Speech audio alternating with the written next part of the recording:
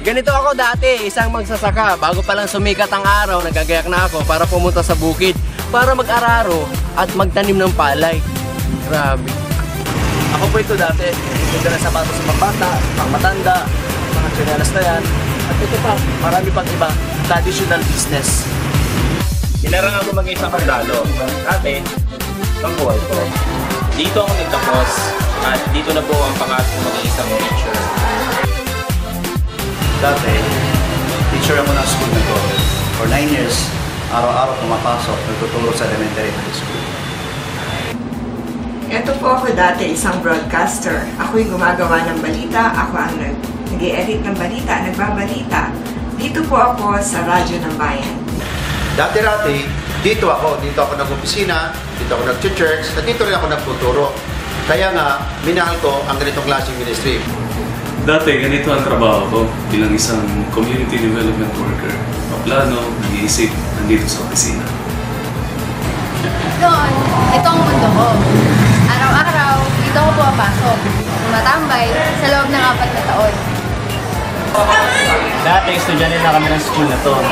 Nasa guidance. Ako laging late. Ako laging niloloko.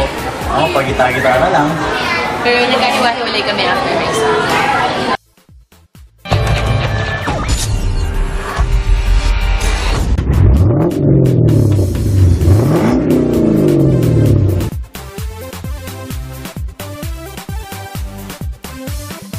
Wala naman sa isip ko ang magnegosyo kasi isa akong magsasaka. Wala akong sibinaynite pero ginawa ko lang ng paraan. Wala rin akong alam sa negosyo pero pinag-aralan ko lang. Grabe po, after 2 years, first time kong bumili ng sasakyan kas.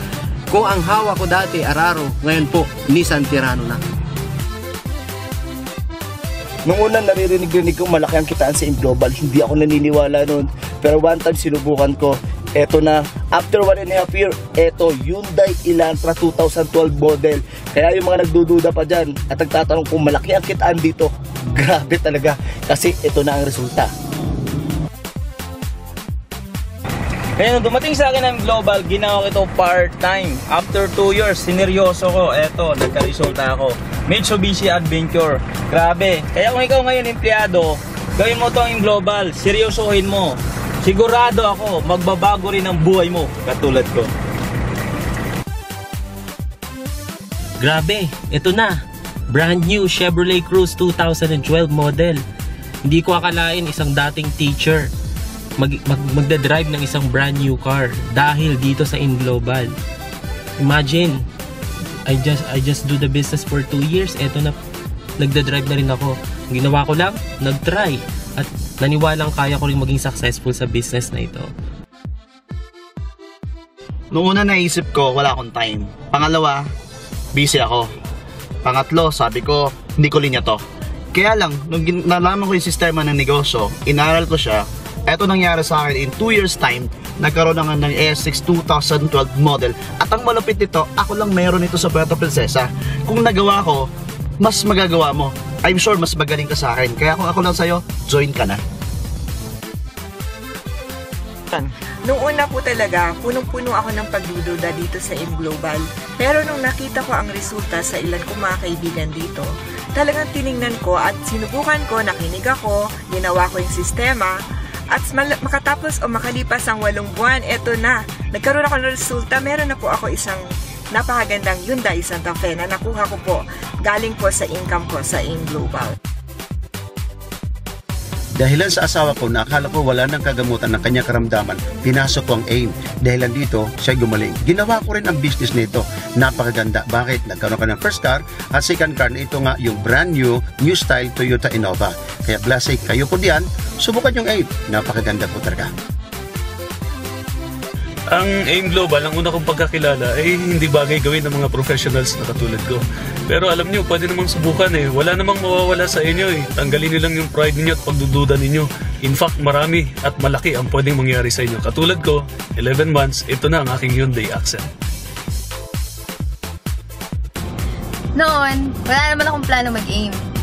Kasi unang-una, hindi ko naman linya to. Pero after 10 months kong ginawang business, eto ngayon, nagdadrive ako. Mitsubishi Strada.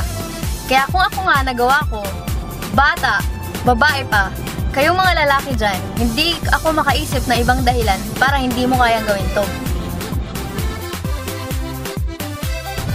Dati ayaw ko rin maniwala, pero buti na lang, binabahan ko yung pride ko.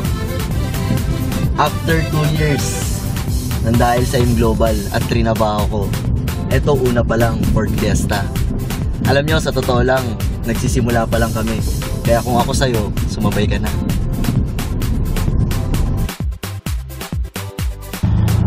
Dati, sinasabi ko, alam ko na yan, una-unahan lang yan.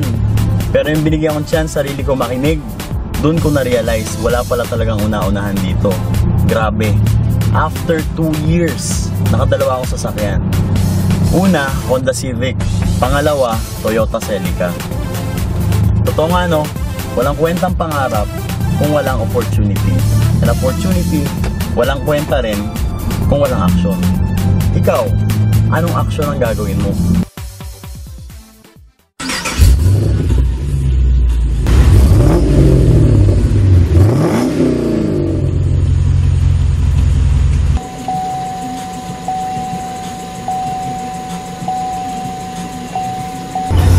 Grabe.